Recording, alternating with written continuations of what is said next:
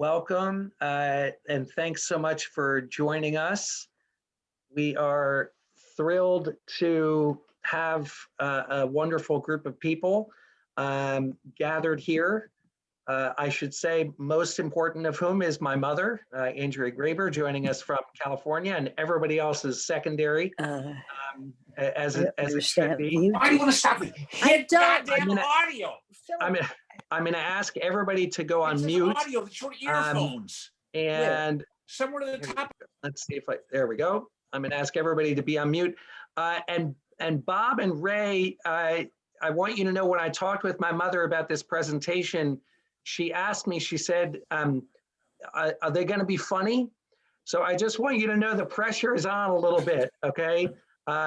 Bob, when you met my mom before, she really enjoyed your humor. So, you know, we hope you have that as part of the presentation.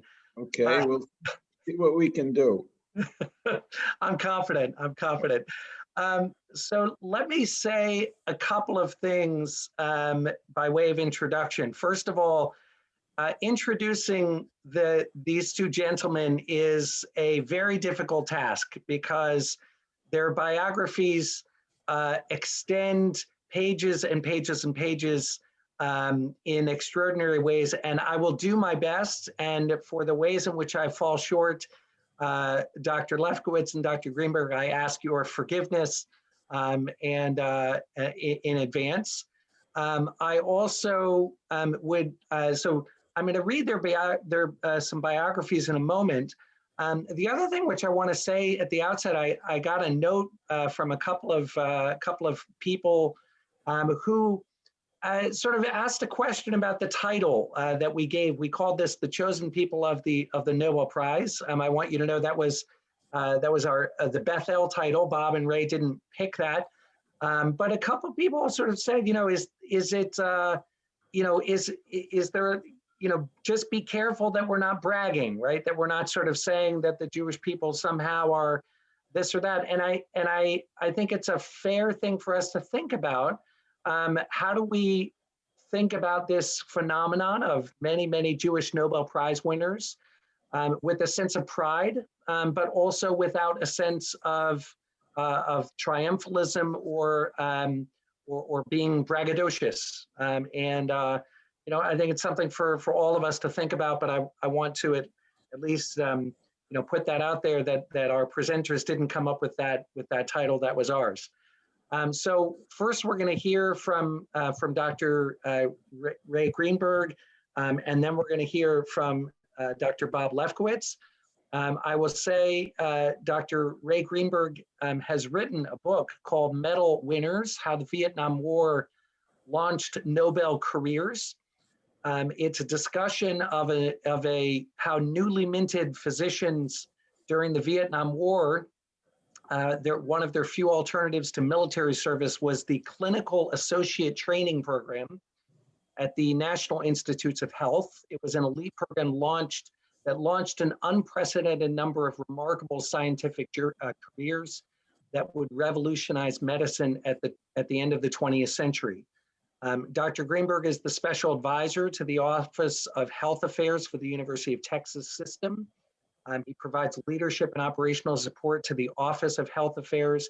He joined the University of Texas Medical System in 2013 as the Executive Vice Chancellor for Health Affairs and served in that capacity until March 2019, providing oversight and guidance for the six UT health systems, for the six UT system health institutions, one of the largest networks of academic health institutions in the country. He served for 13 years as the president of the Medical University of South Carolina, and before that, 5 years as the vice president for academic affairs and a provost there. And during that time, the Medical University of South Carolina became a National Cancer Institute designated cancer center and received a National Institutes of Health Clinical and Translational Science Award. Dr. Greenberg served for 12 years at Emory University, where he's the chair of the medical school's Department of Epidemiology and Biostatistics, deputy director of the Winship Cancer Center, and founding dean of the Rollins School of Public Health. He, importantly for this group, went to UNC as an undergraduate and then earned a medical degree from Duke University, a master's degree of public health from Harvard, a doctorate in epidemiology from the University of North Carolina. And he also holds honorary degrees from the College of Charleston, Simpson College, and the Citadel. He is nationally recognized for his research on cancer and has served on many scientific advisory boards. So with that, I'm going to turn it over to Dr. Greenberg, and then when he finishes, I'll do my best to introduce Bob as well. But let me turn it over to you, Ray. Well, thank you very much, Rabbi. I'm happy to see your mother here, and she may be the most important person on the group, but I can raise you one. I've got my sister and my brother from Israel. I saw on the list, so I've got two relatives to year one, but still, obviously, yours is more important. Okay, let's see how technically incompetent I am, if I can share my screen. Remarkably enough. Okay, so first of all, what a thrill to, number one, give a talk jointly with Bob Lefkowitz, and number two, to have a nostalgic trip back to Bethel Synagogue, where I was raised. And this is for those who doubt the authenticity of my Bethel connections. This is a slide that my sister sent to me the other day. She says it was taken at my brother's confirmation. That's him in the back row on the left. Next to him is my mother, Ruth. Ray, I think you should advance it one slide because we're just seeing the title slide. Oh, it's advanced on my screen, huh? Wonder. Try hitting slideshow start from beginning.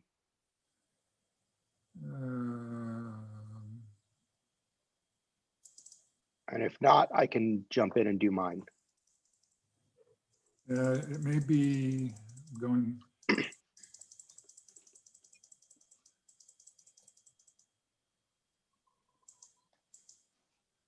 Okay. Slideshow from beginning. Yep. There you go. Now, is it advancing? Yeah, we see two slides, but yes. Okay. I'm not sure what I can do about this. So you can see the one of the family? Yes. Okay. So that's my sister Frances. Next to me, I'm the little tyke there, dressed like intending to be a lawyer, I think. I don't know what the little outfit was, but this is, I don't know the exact date. Stan may remember what year it would be, but this must be around 1965 or so. My father, Bernie, former president of the synagogue, standing behind me, and Ruth, my mother, who is still alive, turned 99 in December and lives near my sister in Wilmington, Delaware. Okay, is it advancing now, Rabbi? Okay, so the Rabbi mentioned this book. For all of you who have not yet purchased a copy of this book, it is still available on Amazon. It's, I think all 7 people who've read it gave it a good review. But this was, the reason I mention this is because it's sort of how I got into this topic. I read a paper that was published in Science in 2012, published by 2 colleagues from the University of Texas System, Joe Goldstein and Michael Brown. And they wrote about a program at the National Institutes of Health that existed during both the Korean and the Vietnam War. That was basically one of the few ways, if you were a male physician during those wars, completely separate from the regular draft, there was a special doctor draft. And one of the few ways to serve the country as an alternative to that was the National Institutes of Health. The Centers for Disease Control was another alternative. Because there were about 7,000 medical school graduates each year, and there were only about 200 positions at the NIH. It was an extremely competitive program to get into. You really had to be at the very top of your medical school class to get into it. And as a consequence, the program really selected the best and brightest rising stars in the field of medicine. And there were, as this article in Science pointed out, there were 9 at the time members of this program that ultimately went on to win Nobel Prizes, including Goldstein and Brown. It turns out 4 of those 9, almost half of them, came in one particular year, 1968, which of course, for those of us who remember that year, was kind of a horrible year in the country with the Vietnam War and the assassinations of Martin Luther King Jr. and Robert Kennedy, the horrendous Chicago Democratic Convention. It was just a very turbulent time. But on the NIH campus in Bethesda, these young physicians were beginning to get exposed to science, which would lead to extraordinary careers. And these are the 4 that I wrote about. On the left, I hope you can see there are two sets of a lot of white coat people. On the left is the internship class from Massachusetts General Hospital, 1966, and circled in there are Joe Goldstein from, by the way, a little teeny town in South Carolina, Kingstree, South Carolina, and Michael Brown, who is a few rows down and to his right. And then the slide on the right, not to be outdone, is the internship group from the Columbia Presbyterian Hospital, another of the most prestigious hospitals in the country, same year. And there are two individuals noted there, Varmus, Harold Varmus in the background, and our own Bob Lefkowitz sitting at the end of the front row on the left. Now, so those 4 are the folks that I wrote about, and an important part of their training at NIH was the mentorship that they received from outstanding scientists there. And starting on the left, Marshall Nirenberg, who won the Nobel Prize actually a few months after this group arrived at the NIH for breaking the genetic code. He was one of 3 co-recipients for that. He was the mentor to Joe Goldstein. The mentor for Mike Brown is this fellow Earl Stotman, who was known kind of as the biochemist. He did important enzyme work in bacteria. On the top is Ira Paston. Ira was the mentor to 2 of the 4. He was one of the co-mentors to Bob, as well as to Harold Varmus. And finally, Jesse Roth, another endocrinologist, was a co-mentor to Bob.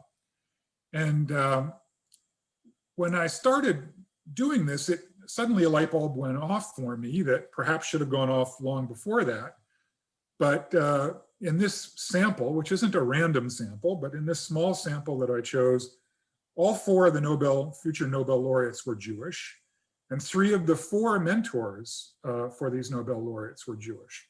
And of course, this was hardly a brand new discovery on my part, that there's a strong association between Jews and the Nobel Prize.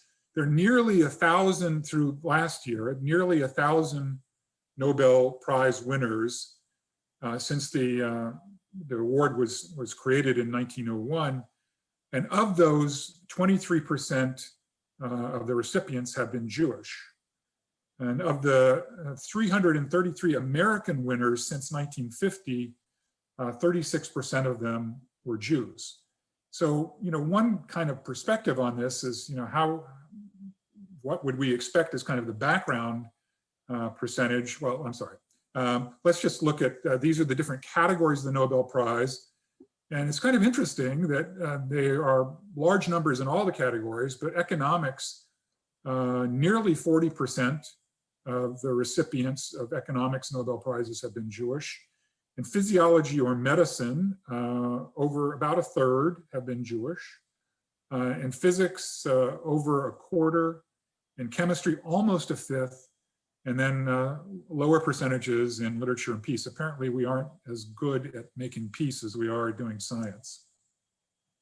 And just as a perspective, how would you put this, 25 to 30% in perspective to the representation of the general population? Jews, as you I'm sure recognize, are roughly 2% of the US population, and in the world population, they're about 2.2%. So obviously there's something like a more than tenfold increase in the likelihood that someone of Jewish descent would win a Nobel Prize as compared to others. So this raises a kind of a fundamental question. Why are there so many Jews that have won Nobel Prizes? And there are kind of two leading explanations. The yin and the yang here is it's either nature, it's all in the genes, or it's nurture, the way Jews raise their children and the values that they instill. So let me talk briefly about those two kind of theories, starting with the upbringing. The kind of the classical things that are said with regard to this is that Jews have historically had an emphasis on education. They classically are known for their love of debate, and this famous painting is kind of an illustration of a bunch of rebbes sitting around, probably discussing Talmudic issues.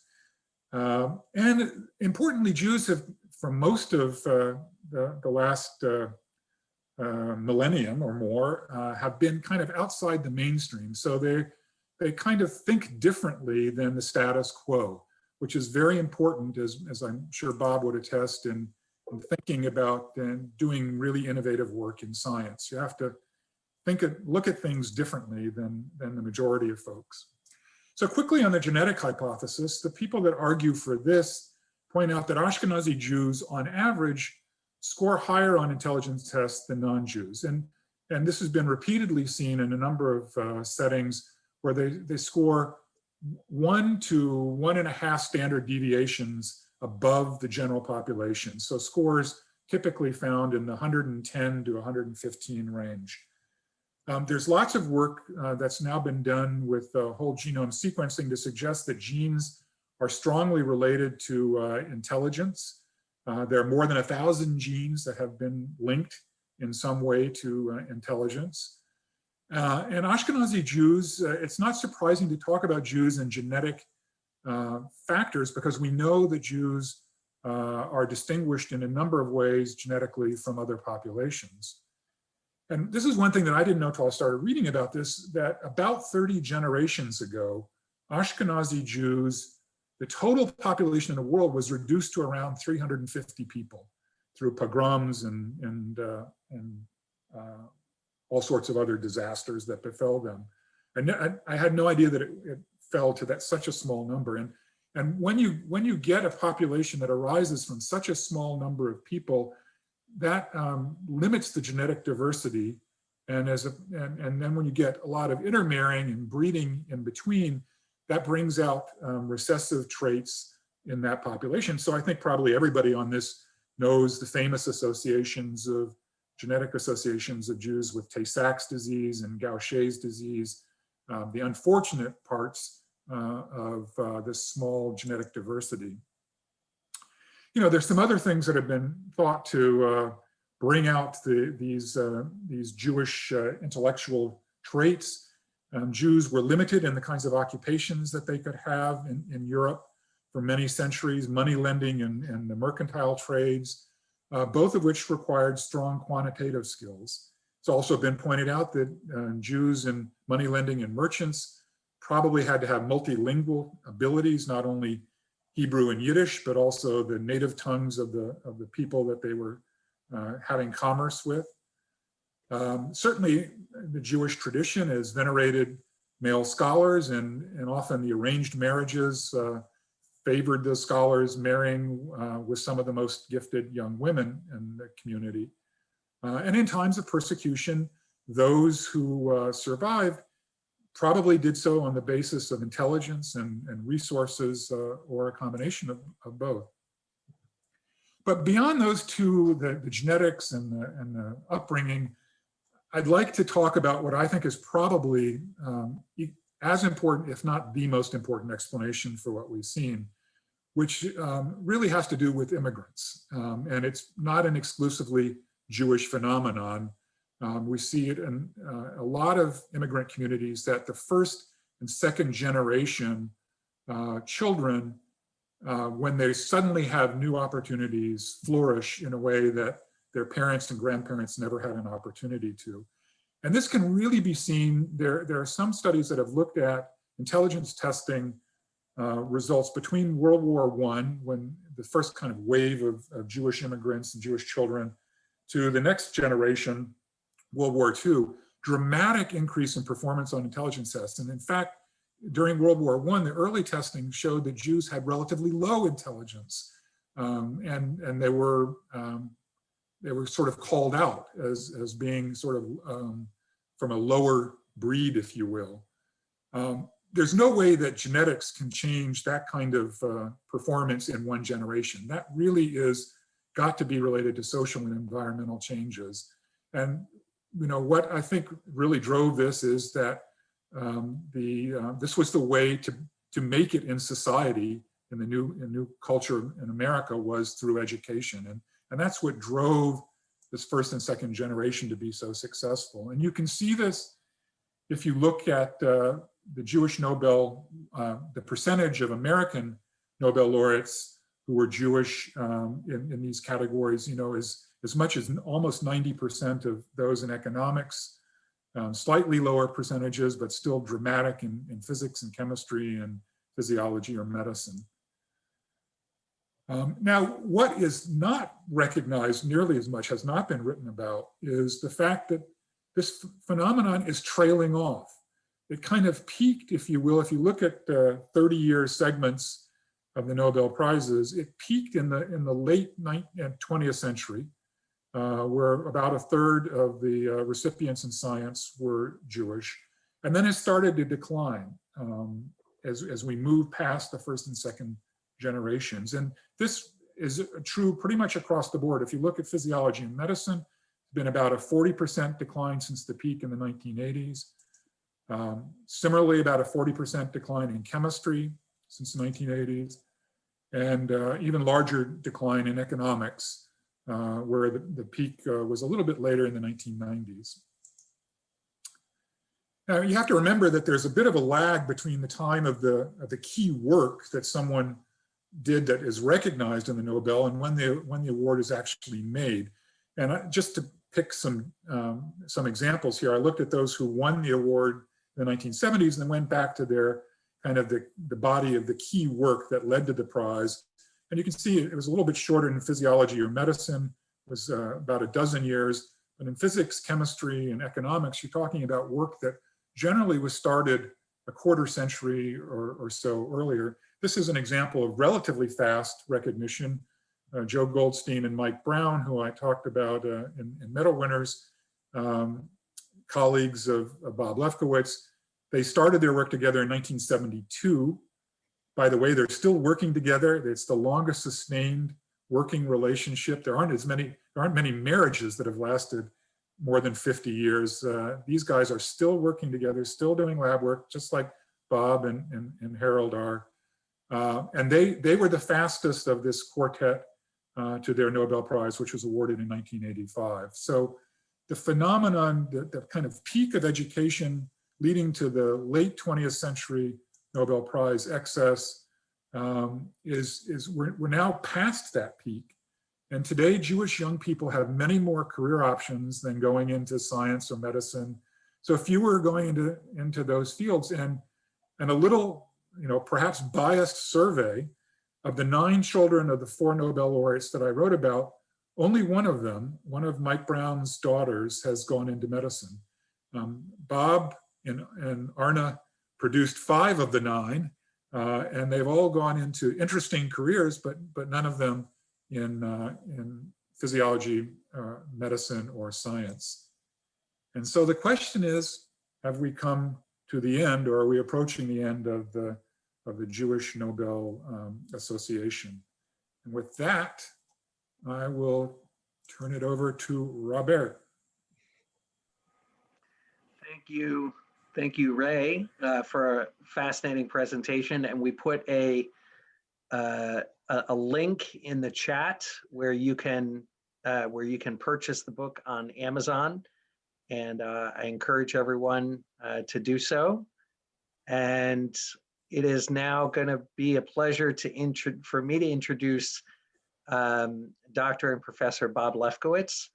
I want to say, well, I'm going to do my best with the professional pieces.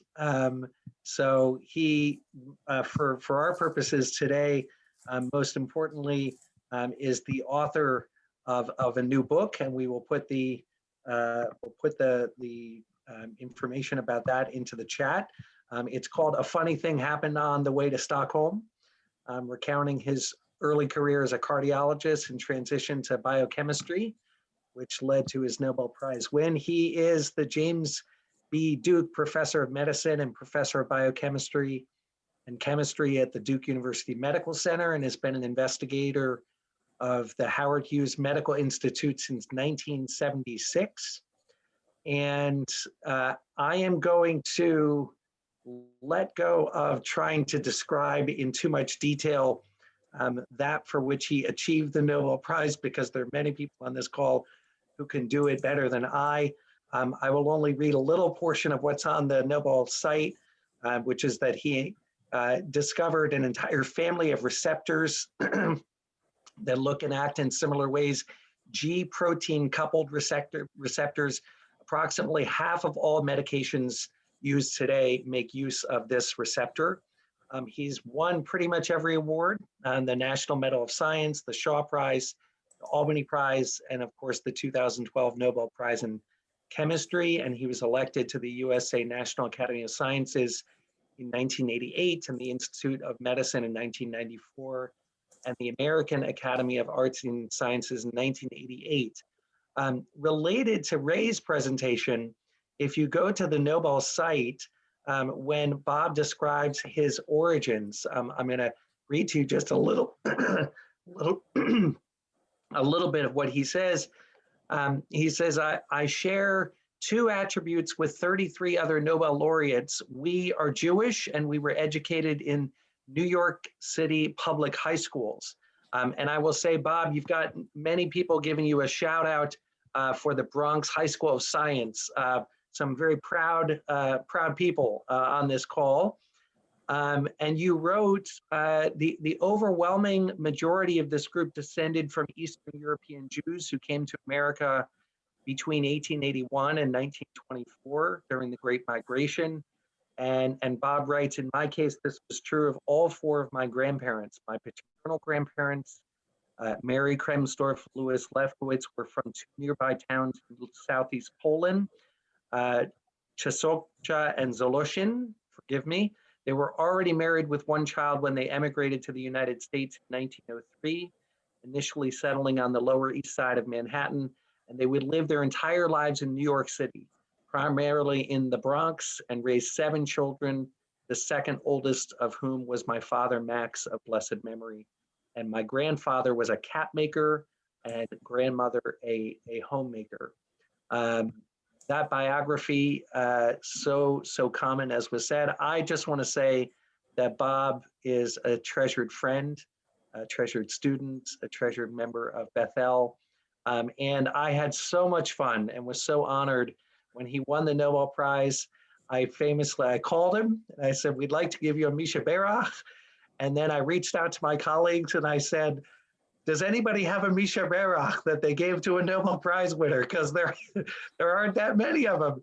And but we figured something out and gave him a blessing and are glad to welcome you to talk about your book. Go ahead. Okay, well, thank you very, very much, Rebbe. Let me see if I can share my screen.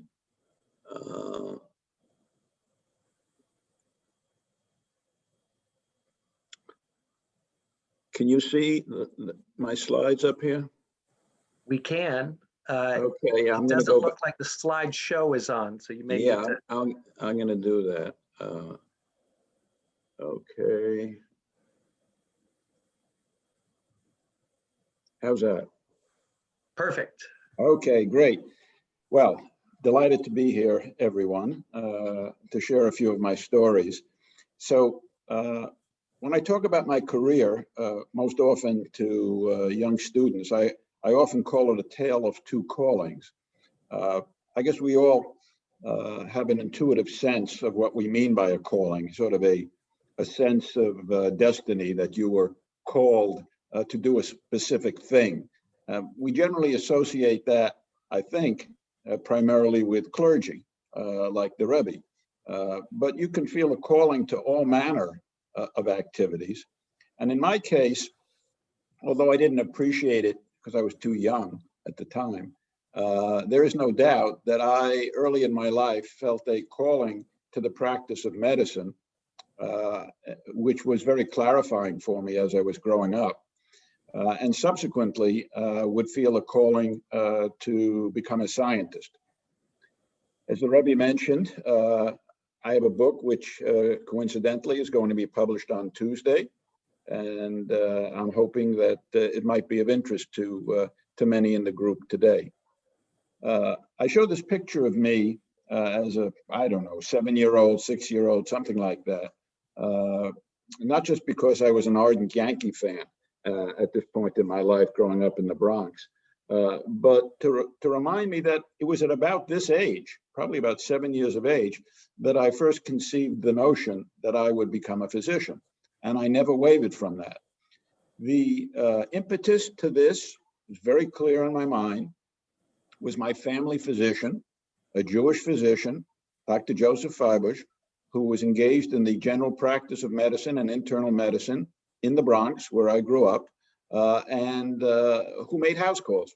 And I was absolutely captivated by him, the fact that he had special knowledge, things that the rest of us didn't know, my parents didn't know, and that he could apply this special knowledge to heal people, to make them feel better. And to me, it seemed clear that there was just nothing else as important, as valuable to do. And so from this age on, there was no doubt in my mind that I would become a doctor someday. The other thing about my childhood, which I think is relevant to the presentation that Ray made, is this issue of nurture, because I grew up in a home where reading was prized, and I was a precocious reader. In fact, I remember when I was a little older than this, maybe 10, I used to trick my parents into joining book clubs, like the Reader's Digest book club or the Literary Guild, which were advertised in the New York Times book review section. I would clip out coupons, send them in so that my parents were now members of the club without their knowing about this. And this would entitle me, us actually, to obtain certain sets of books free of charge, as long as a contract was honored where the family would buy 3 or 4 more books at price over the next year. And in this way, I acquired, I remember, Winston Churchill's 6-volume History of the Second World War and Carl Sandburg's 5-volume biography of Lincoln, and I'd read both sets by the time I was 12. Now, while Ray was speaking, I was actually fiddling with my talk, and I added this slide. So, and again, this has to do with the issue of nurture. This was a slide I put together for a roast a number of years back, where I was roasting Joe Goldstein. Now, I put it in there because, as you heard, Joe, also of Jewish extraction, grew up in a tiny town in King Street, South Carolina. And I grew up on the asphalt jungles of the Bronx. But look at these 2 photographs. I mean, you can see how similar our playthings were. And I guess this is what kids growing up in the early 1950s were doing. Now, you heard about the Bronx High School of Science. It seemed natural that I would attend the Bronx High School of Science. This is an amazing public high school, admission to which is determined by a competitive examination. There are no other criteria for admission. In my day, I was class of 59, the school was about 90% Jewish, absolutely remarkable. And you can draw your own conclusions. as to why it was 90% Jewish. Today, there's a totally different demographic. I've been back several times recently. In fact, spoke to the school virtually last week. But today, it's about 80% Asian American.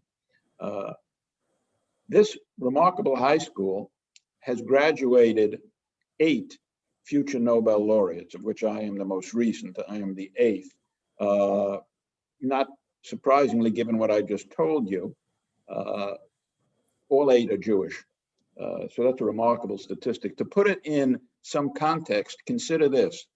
If the Bronx High School of Science were a country and not a high school, there would be only 19 countries in the world that would have more Nobel laureates than this one high school. Well, from the Bronx High School of Science, of course, I went on to Columbia College, where I majored in chemistry, and then to Columbia's Medical School, the College of Physicians and Surgeons in New York.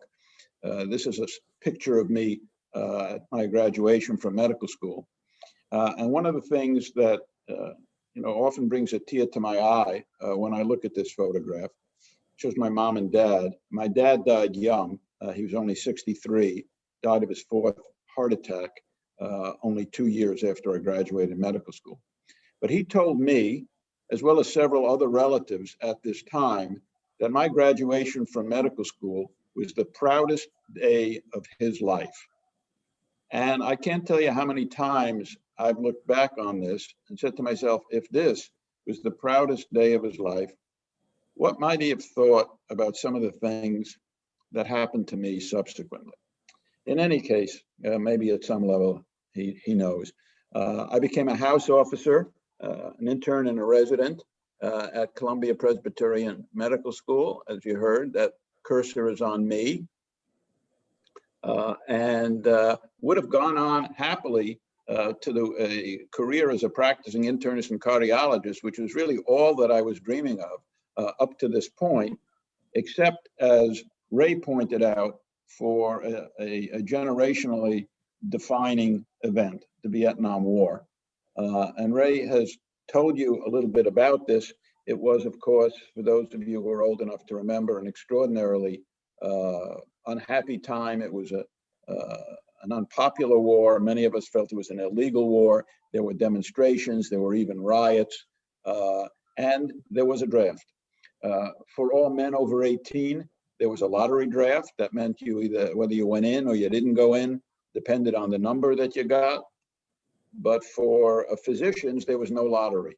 There was something called the doctor draft, which stated that following your internship or a period of residency training, doctors were inducted for 2 years of service in the armed forces, potentially disrupting their plans to begin clinical residency or continued education and training toward a research career. Well, it was a very unpopular war.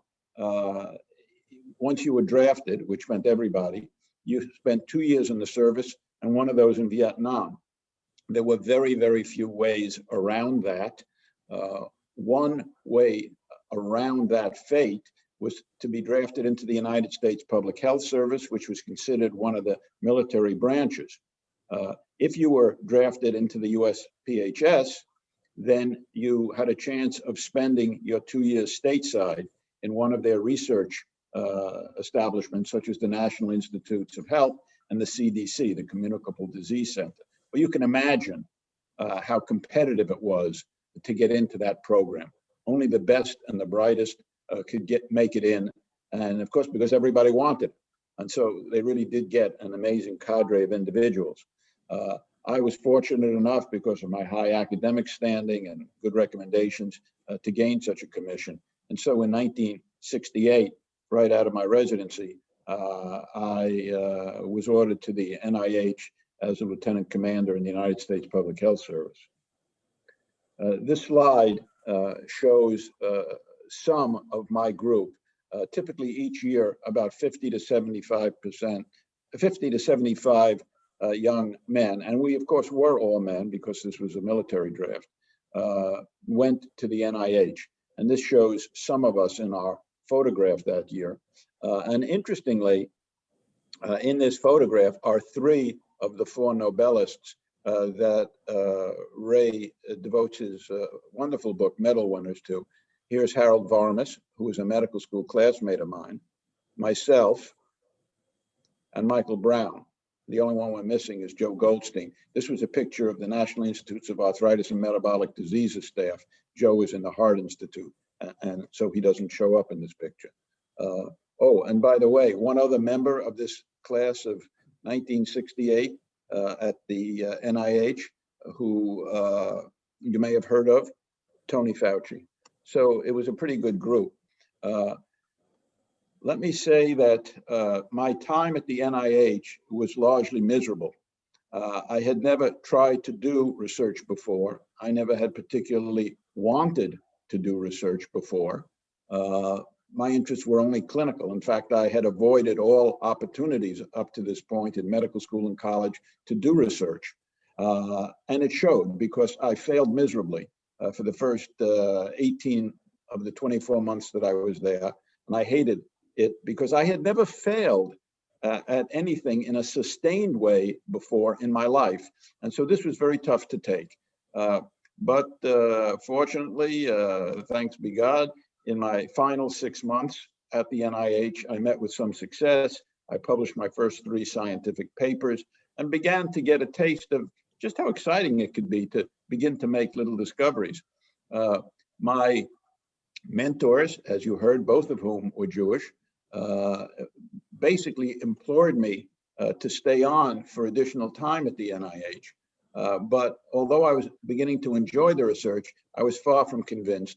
I had already made arrangements, especially the year before when I was so unhappy there. I had already made arrangements to move with my family to Boston to take up residency and fellowship training in medicine and cardiology so I could go on to the career as a clinical practitioner that I had dreamed of. This is a picture of me in what I sometimes call my rabbi photograph because I have a beard. I don't know why I associate beards with rabbis. You can see that this would have been about 1970 or 71. You can see the style and ties was rather different perhaps than it is today. It was while I was at the Massachusetts General Hospital as a senior resident in medicine that I had my true epiphany in my career. Because in the first 6 months, I threw myself into the clinical work with gusto. I always loved clinical medicine. If I do say so myself, I was pretty good at it at that time.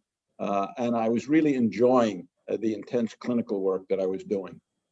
But I really sensed that something was missing.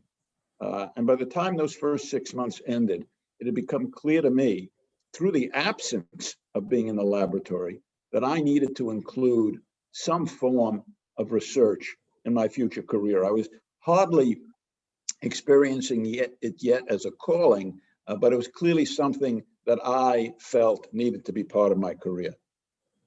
And so in 1973, I moved with my family to Durham, North Carolina to take up a position as a young faculty member at Duke University Medical School. They had made an effort to recruit me away from Harvard, where I thought I would be staying because I had been offered an assistant professorship there. But they had seen some of my early papers that I began to publish from the Mass General.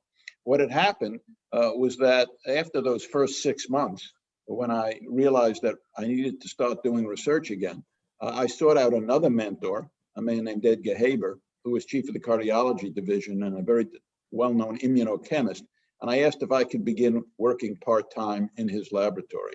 He was more than happy to have me. And so for the remaining 2.5 years at the Mass General, I split my time between doing research and finishing my clinical training. I can't say that I made all that much progress while I was at the Mass General, but I did publish a few papers. They caught the attention of the chief of cardiology and the chair of medicine at Duke. And so they made an effort to recruit me.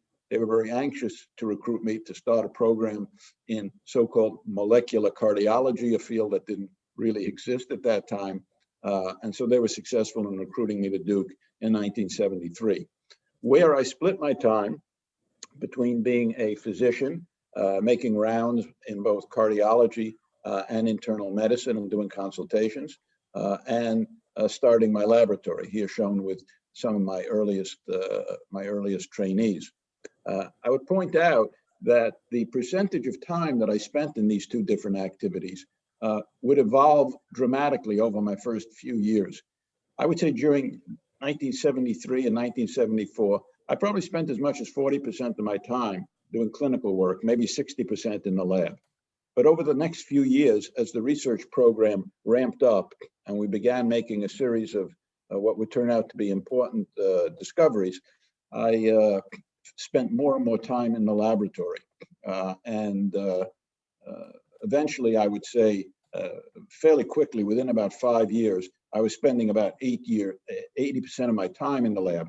Not because I had actually decided at any cognitive level to do that, it just sort of happened.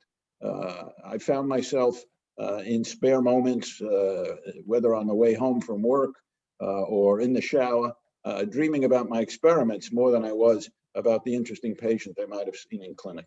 And so I eventually got to a point where I was spending 80 to 90% of the time in the lab, and that continued really until about 10 years ago when I gave up clinical practice altogether, and subsequently have been essentially 100% in the laboratory. I'm not going to talk about my research at all today, but the rabbi actually told you what you need to know, which is shown on this slide, which is that I discovered a family of receptors, that is molecules on cells, to which drugs interact, much like a key fitting into a lock. In that analogy, the receptors are the lock and the drugs are the keys. In any case, anywhere from 30 to 50% of all drugs that are FDA approved today, that's about 700 drugs, are drugs which now target the family of receptors that we discovered, which is very gratifying, as you can imagine. It's worth pointing out that my research has always been very basic or fundamental research. It was never intended to discover a drug, develop a new treatment, cure a disease, or any of those things. It was basically driven by curiosity and trying to understand how drugs and hormones work. But in the end, as so often the case with basic research, it has had a very significant impact on clinical practice. I'd be remiss if I didn't mention the family that I have mentioned several points up to now, which have been busy moving around from New York to Bethesda and down to the NIH, down to Duke. When we came in 1973, we had 4 children, and the youngest, Josh, was born while we were here. This is my first wife, Arna, with whom I keep in close touch, who I think I saw is listening to the talk today. My eldest, David, Larry, now known as Noah Jordan, Cheryl, Mara, and the baby Josh, and that's me in the back row. Now, I have had, as you can imagine, a number of just remarkable experiences in my career, and I've gotten to meet some amazing people. Some of you may recognize the guy sitting to my right. That's Tony Fauci. Tony and I became close friends at the NIH and have been close friends to this day. I've been in touch with him on multiple occasions during the pandemic, mainly just offering moral support. We both served on the council of an academic organization called the Association of American Physicians. We served together on the council for 10 years. And this shows Tony sitting to my right at a council meeting. I have several, I think, entertaining stories about Tony in the book. I've gotten to meet 2 presidents. I met George Bush in 2008 when I won the National Medal of Science. It was an interesting experience because I was never a fan of President Bush and disagreed with many of his policies. But getting the opportunity to spend a few minutes alone with him at this time, I formed a much different impression of him as a very cordial and warm and sincere human being. But I must admit, I was happier to meet President Obama. So it's a long-standing tradition that the President of the United States greets all the American Nobel laureates when they're on their way to Stockholm to accept the prize. You won't be surprised to hear that long tradition was broken by President Trump, who never met with any of the Nobel laureates, several of whom said that had they been invited, they wouldn't have gone. Anyway, the five of us and our spouses had the opportunity to spend a very nice visit with President Obama in the Oval Office. He was very warm. They talk about him as being comfortable in his own skin, and I think that really does describe it. You can see the warm smile he was giving me as we left. He was very entertaining. I must say, he's got a wonderful sense of humor. As we were talking with him, he said, I really feel a certain sense of kinship with you laureates, because he says, as you may know, I too won a Nobel Prize. And I'm sure many of you in the audience today remember that in his very first year of office, he was awarded the Nobel Peace Prize. Anyway, he says, I feel a sense of kinship with you because like you folks, I too am a Nobel laureate. And then he paused and he said, but there is one key difference. He says, you earned yours, which was kind of cute. The reason he's smiling at me here is I was telling him that I was a big fan of his wife, Michelle. And he said, why don't you get in line on that? Anyway, it was very cute. I had a remarkable experience at Cameron Indoor Stadium shortly after I got word that I was to be that year's Nobel laureate in chemistry. I got a call 2 days later. This would have been in October from Coach K, whom up to that point I had not known personally. And he was very warm. We chatted for probably at least 20 minutes. And he said, Bob, he says, I really feel an affinity for you, even though we've not met. He said, as you may recall, I brought Duke our very first NCAA men's basketball championship, and now you've brought the university its very first Nobel Prize. And so I'd like to bring you down to Cameron Indoor Stadium next week for what's called Countdown to Madness, I think, which is the opening practice of the season. To honor you. I said, well, what do you have in mind? He says, well, you'll find out when you get there. So I went down with my wife and a few of my trainees who were big fans, and to a packed house, which you can see their hands up behind me there. They presented me with my own jersey, my own number 1, and it was a remarkable experience. So then they put the jersey on me, and then they all retreated from center court, and I started to follow them.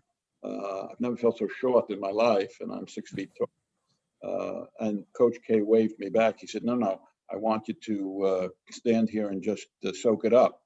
So I did, and I actually lifted my arms in the air, and I could hear the students just roaring something at me. The Duke students, some of you who go to the games may know, are sort of famous for pointing at players and chanting things at them in unison. Typically, it's when an opposition player is fouling out of the game.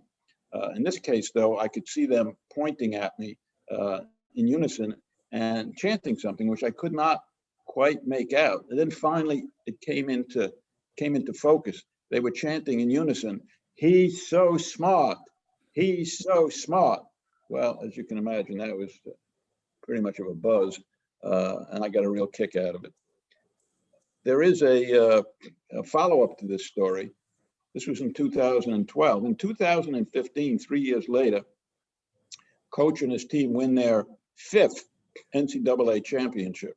And the whole team is invited up to celebrate with President Obama, who was a huge college basketball fan, and in particular a Duke fan. And so they went up there, the team and the coach, the president of the university. A day or two later, a picture appears in the Duke Chronicle, the student newspaper, showing the coach presenting Obama with a jersey very similar to the one you see here with his name, and to my horror, the number 1 on it. That's my number. Now, those of you who've been to Cameron Stadium know that when they retire the number of a very, distinguished star athlete on the team, they make a huge copy of it and they hang it from the rafters. So inspired by that, when I got this jersey, rather than ever wearing it, I hung it from the rafters in my office. To this day, it hangs from the ceiling in my office.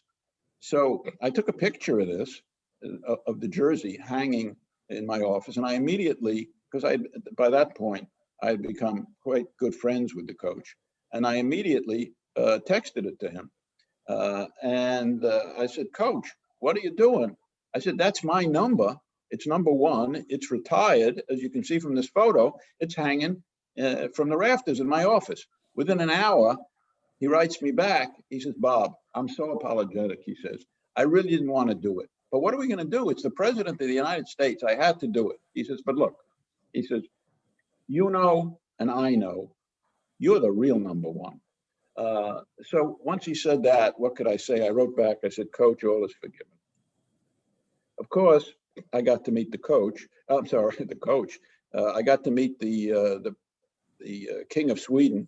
And that whole Nobel Week thing is, again, I have a chapter or 2 on that in the book. And basically all the stories I've been telling you are in the book and many, many more. But this week of Nobel Week, you could write an entire book about that. And then here was a crazy experience I had. I was invited to be honored by throwing out the first pitch at a Durham Bulls game. This shows me with team mascot Woolly Bull, Victor Zhao holding the bat, who was at the time the CEO of Duke Medical Center, and the mayor of Durham at the time, Bill Bell. And you can see the Jumbotron behind us. In the book, you can read about the story. I was originally invited to throw out the first pitch at a New York Yankees game, which was really a fantasy. But at the last minute, I was bumped by Rudy Giuliani. But if you want to know the details, you'll have to read the book. In any case, I practiced for 2 months before throwing out the first pitch here. And it's a good thing that I did practice because it was not pretty at the beginning. But I got pretty good. I was coached by my granddaughter, Maya, who played a lot of softball. And I'm proud to say that when I went out there, I confidently threw a strike. And for those of you who want to verify that for yourself, just go to YouTube, put in my name, and put my name, first pitch, and you can see that strike that I threw. I tell people it was my changeup. It was probably about 30 miles an hour, but it was in fact a strike. In case it doesn't make it into the book, I'll just interrupt. When you talked about meeting the king, you were also equipped from Bethel with the text of the special blessing that you meet when meeting the king. Indeed, and I still have a copy of that blessing. And speaking of Nobel Week, as I say, it would take me a week to tell you all the stories I've got in the book, but there's a very interesting and I think amusing story of how my now son-in-law proposed to my daughter, Mara, literally right after the Nobel ceremony and in front of 1,000 people, including the king. You'll also have to read the book to understand why these 2 gentlemen on the right, I can't hear people obviously, but take a minute, see if you recognize these people. That is Sting on the right and Peter Gabriel on the left in a faux showing of deep respect and honor for me. But you'll have to read the book to see why, in fact, they're doing that. Okay, this is basically my last slide, and I want to bring it back to Ray's wonderful discussion of the chosen people of the Nobel Prize.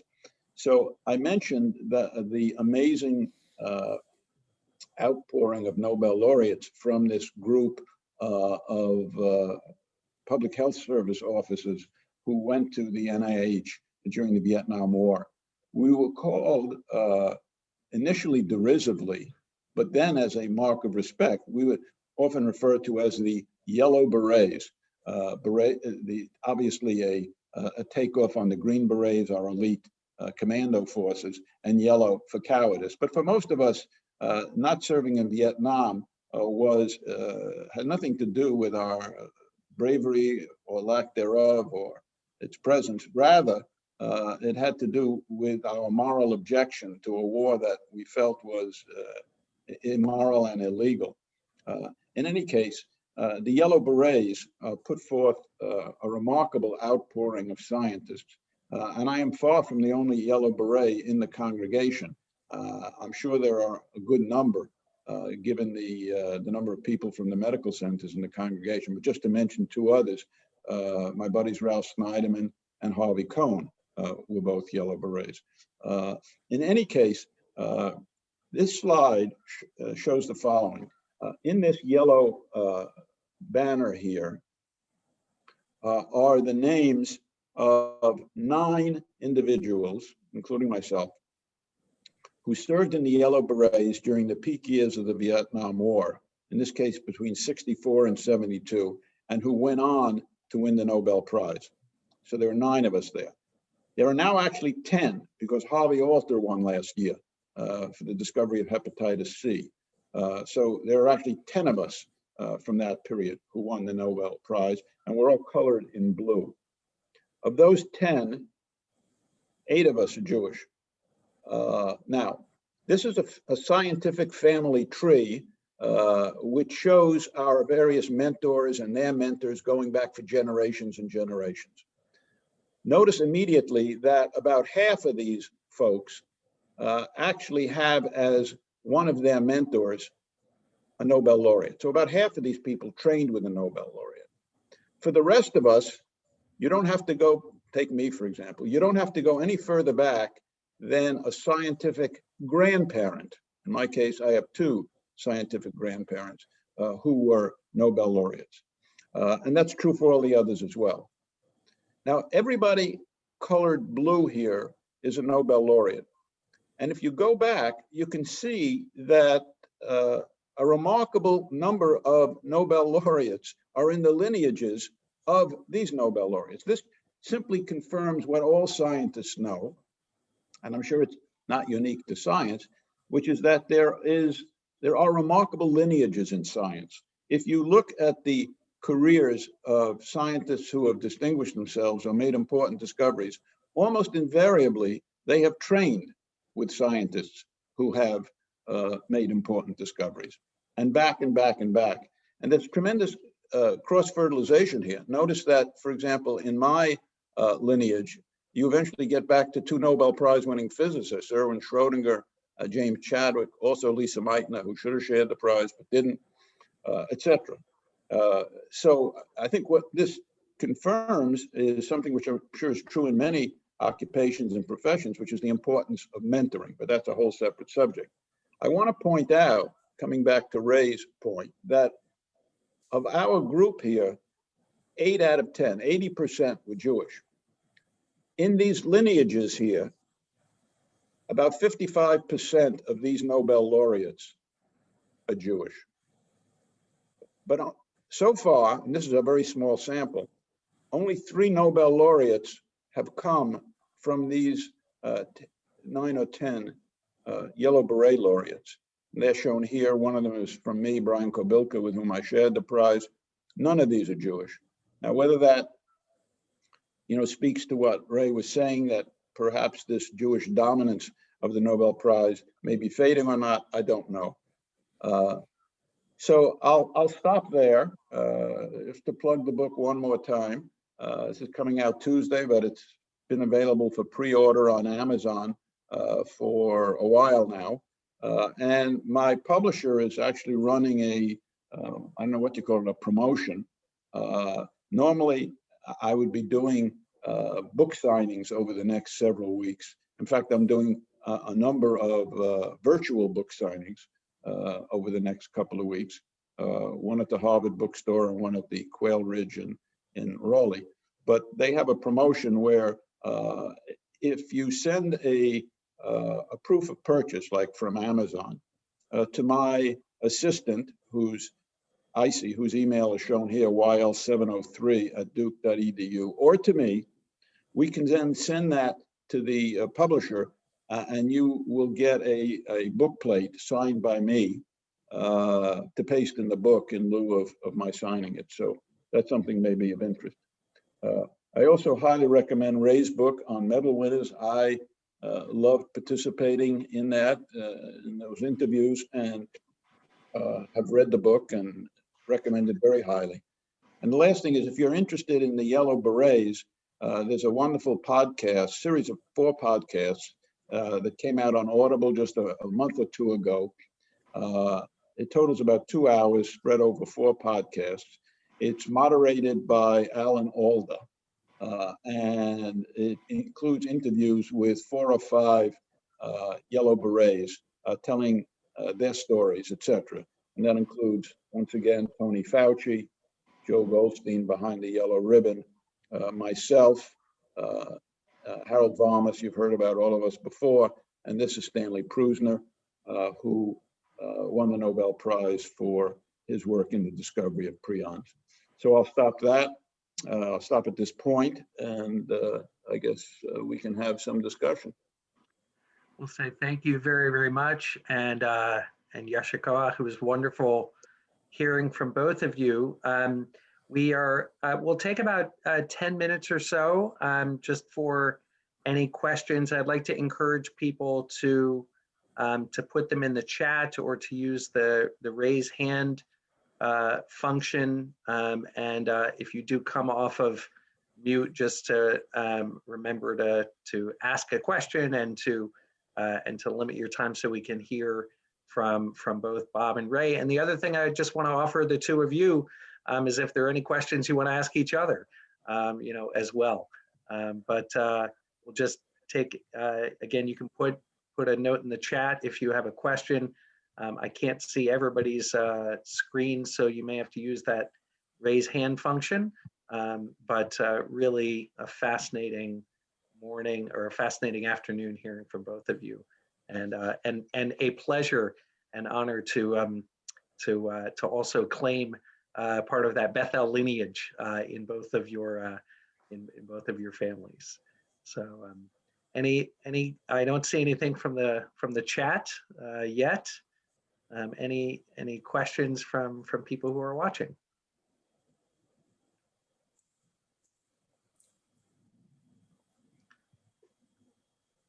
This may be the quietest group of Jews that have gathered. Yes, okay.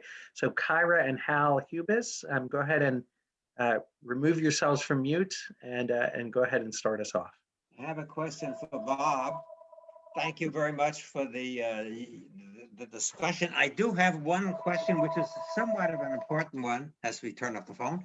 Are you right-handed or left-handed? I'm right-handed. Then I'm really astounded that a graduate of Bronx science and with the Yankees in the Bronx, you have your hands backwards on the baseball bat when you were 7. Yes, I noticed that. I noticed that, but hopefully my form got better later on. All right. Thank you. Thank you. Other questions or comments to share?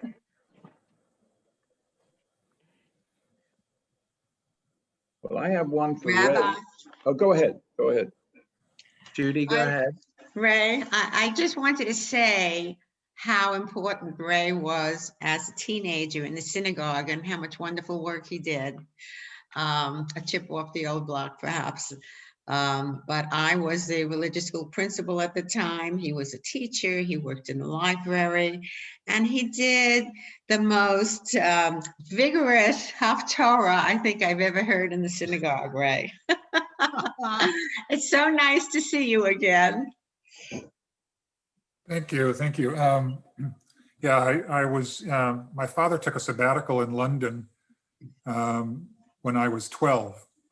My sister Frances was 16. And so my preparation for my bar mitzvah was done by a rabbi in London who, as wonderful as Rabbi Berger was in Durham, there was a whole different level of training of the trup in London. And so I'm afraid that I hadn't lost that by the time I got back for my bar mitzvah. Well, you're trained.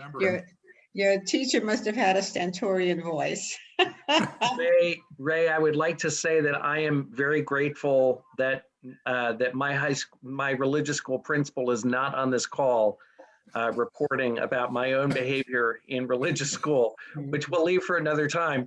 Ed Halpern put a question in the chat that I think for you, Ray, and obviously both of you can answer. He says, you did not address the hypothesis that past Nobel winners tend to nominate their trainees for Nobel Prizes. Do you think there is any merit to the argument that Nobel Prizes are in part representative of this scientific networking? Yeah, so this is, I'll start with the answer to this, and I would be fascinated to have Bob comment on this as kind of an insider to this process. Certainly, you can't win a Nobel Prize unless you've been nominated.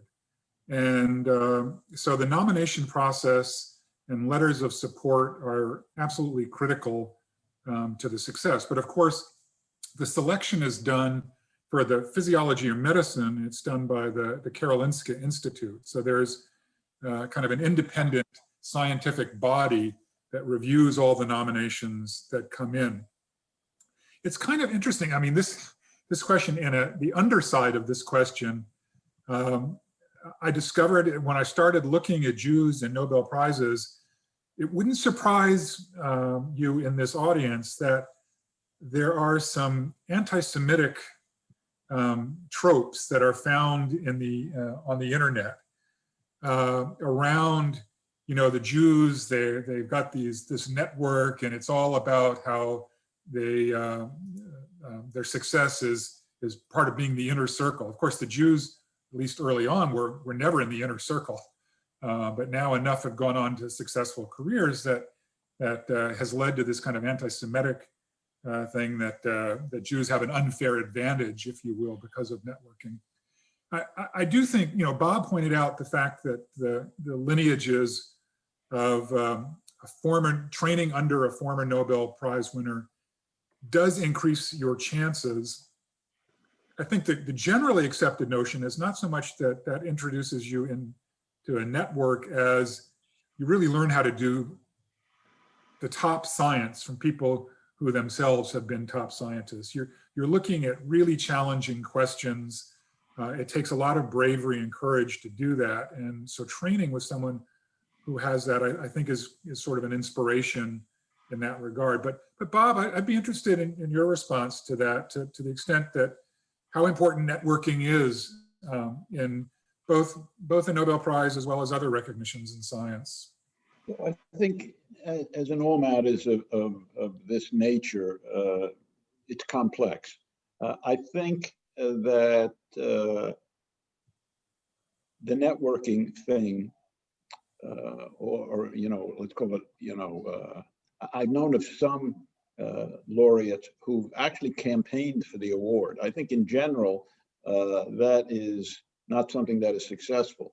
But I know of several cases where it seems to have been, people who've done repeated sabbaticals at the Karolinska Institute year after year to raise their visibility there.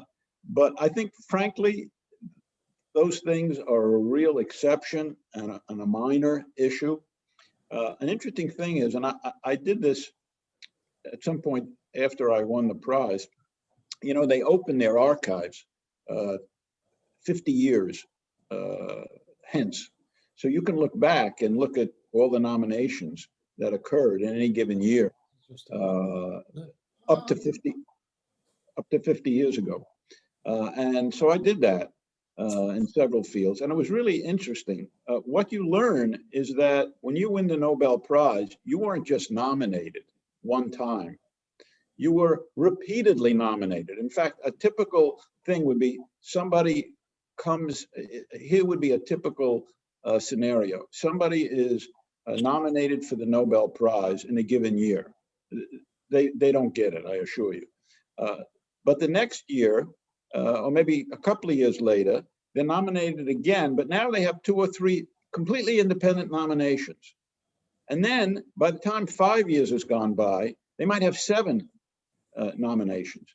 typically in the year they win, they have about 10 different completely independent nominations, okay?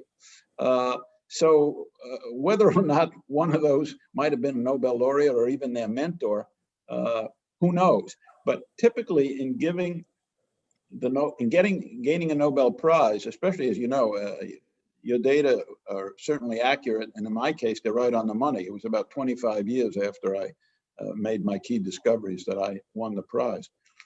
But I mean, typically you just have, you're in, actually, what I learned from my study of their archives is that when you win the prize, you've typically been in nomination for many years, typically 8 to 10, sometimes 20. And in the year you win, you've been typically nominated 10 times or more. It turns out that, as best I can tell, the guy who was nominated for the greatest number of years and by the greatest number of nominations, who never won the prize, was Sigmund Freud. He was nominated over a period of 25 years, in some years getting 20 nominations, and he never won. The other interesting thing is the overlap between medicine and chemistry, which obviously bears significantly on my prize. So a number of what are called, shall we say, hardcore chemists, inorganic chemists, synthetic chemists, whatever you want, medicinal chemists, hate the fact that in recent years, in about half the time, the Nobel Prize in Chemistry goes to somebody who's doing biochemistry, okay? And they squawk, and in the year that Kobilka and I won, there were some posts by, quote, the real chemists, saying, oh my God, you know, I remember there was one guy who was live blogging. I found out about this after the fact, was live blogging the countdown to the prize and talking about all his favorites and who was going to win and hoping they weren't going to give it to some life science biochemists again. And then he says an hour to go and he's babbling away, and then 10 minutes to go. And then the announcement comes and I'll never forget it, his blog reads, "Arg! Biochemists again," et cetera, et cetera. Something that was very gratifying to me personally was that when I was over for the prize in ceremonies, we were having dinner, I think the first night, with the Nobel Prize Committee in Chemistry.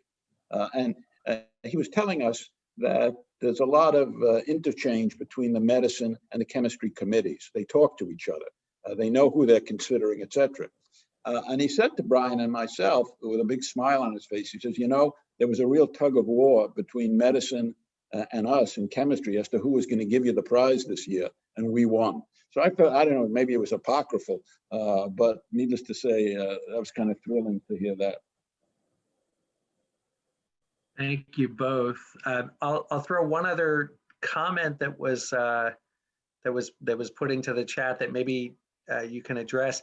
You know, obviously on the charts that were shared, and you know, there were very, very few women from this time period, and somebody commented, just sort of said, I wonder what it's going to look like in 20, 30, 40 years, or, you know, 10, 20, 30 years, you know, and I would love just to hear your, you know, any reflections on how that's going to shift and change. So I'll start, and Bob, you can chime in. You know, one of the things is just how dramatically the feeding pipeline has changed over the course of the lifetime of myself and Bob. Tony Fauci talked about when he got into the program, the military recruiter came to his senior medical school class at Cornell, of which I think there were around 80 students in that class. There were 4 women in the class. I mean, he was talking to the men because they were the ones that were subject to the military draft. So at the time, and I think this was not atypical, Bob, I don't know how many women were in your class, but 4 out of the medical school class were women, and this was 1966 graduating class. By the time I got to medical school at Duke, about 1/3 of my class was women. Today, there are more female medical students than there are males, by a small margin. And you start looking in this across the sciences, that's increasingly true in the sciences as well. So if you look at the lag time, if you adjust for the lag time, I think we're going to see a wave of women, starting probably 15, 20 years down the road. The people that are coming into the fields in the last 15 years are going to be at the stage of their careers when they're more likely to win Nobels. I think despite all the challenges of being a woman in science, women are taking the lead in many fields, and I expect it will be some time, but I think we'll see it in the Nobel Prize recipients as well. Bob? I completely endorse all of Ray's remarks, which mirror my own experience. I graduated medical school in 1966. There were 110 in my class. There were 8 women. I know for a fact that 4 years before, in 1962, the class of the same size had only 4 women. Just as you say, Ray, at Duke today, our medical school class is 56% women. Now, when I was in medical school, there were no women in positions such as chair or dean or anything like that. But let's look at Duke today. The dean of Duke Medical School is a woman. Her predecessor was a woman. The chairman of the Department of Medicine is a woman. The chairman of pediatrics is a woman. The chairman of psychiatry is a woman. I could go on and on. So there's been a complete, change. It's been an evolution. It was not a revolution. It's taken decades for this to happen. And there's no doubt that there have been terrible oversights through the years by the Nobel Committee back in the day. I mean, I mentioned Lisa Meitner in physics, who should have shared a Nobel Prize. Now, Roz Franklin, the one from whom Watson and Crick essentially lifted or pilfered the key X-ray diffraction film that led to the solving of the structure of DNA. She had died by the time they won the Nobel Prize, but I suspect if she was alive, she would not have shared it. So there were many such injustices over the years, but this is changing. Of course, we had people like Marie Curie, who won one of 5 people to ever win 2 prizes. But I do think that as women, move deeper and deeper into these positions of authority and equality, that we will see more and more female winners. Of course, we just had Jennifer Doudna this year, who's a good friend of mine, I'm pleased to say, and who gave the Lefkowitz lecture a year before her Nobel Prize. I like to think that's a harbinger of good things. She won. In fact, she shared the prize, I forget the woman's name, but with another woman. So yes, I think everything Ray says is true. I think, thankfully, a lot of this has changed. Rabbi, there was a question Ben Lipson asked about, did I personally encounter anti-Semitism at the University of Texas, which is a little off of the main theme here, but the answer to that was no. In fact, the person who occupied the position that I did before me was a fellow by the name of Ken Shine, who was the president of the Institute of Medicine before he took the job in Texas, sort of national prestigious honorary elective society. So I didn't overtly, but I must say there was only, of the 6 campuses, health campuses that I was responsible for, only one of them had a Jewish president, Dan Podolsky, at Texas Southwestern in Dallas. So I don't think there wasn't anything overt. Probably a more interesting story, and I didn't experience it either at the Medical University of South Carolina, where I was the first Jewish president there. But it was fascinating in the Charleston Jewish community. When I became president, so many people kind of came out of the woodwork to tell me that there had been a Jewish quota in place when they went to medical school. There were, I forget what the limits were, but a handful of Jewish students each year. This is now a generation or 2 earlier. So by the time I got there, I didn't really experience it, at least overtly, but we're not that far removed from when Jews had very limited opportunities in a lot of academic institutions. This is really true. I mean, my generation experienced very, very little anti-Semitism. The generation before me, tremendous amount. And in fact, most medical, I don't know if that's fair, many medical schools had quotas for Jews. I applied to 5 medical schools, all top places, and I got into 4 of them. The only one I didn't get into was Cornell, okay?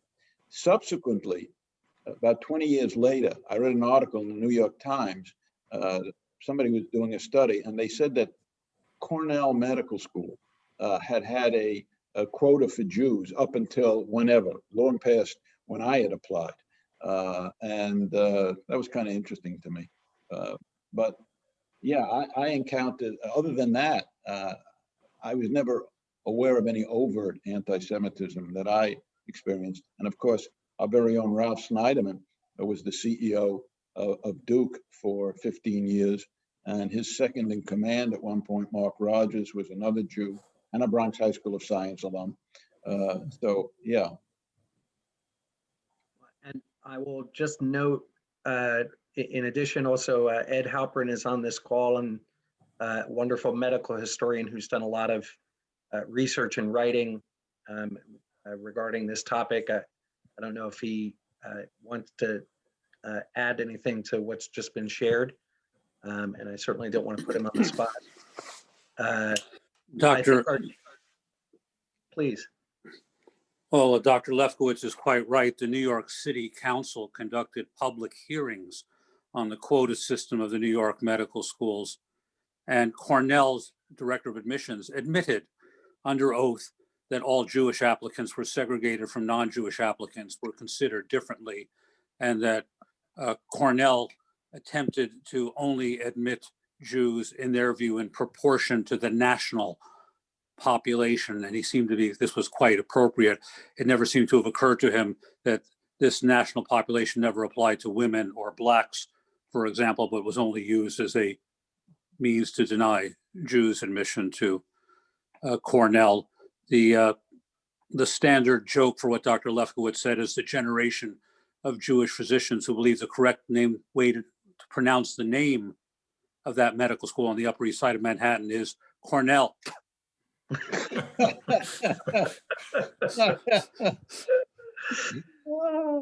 And with that, I want to say a tremendous thank you to Dr. Ray Greenberg, and to Ray. I want to say it's really nice to meet you.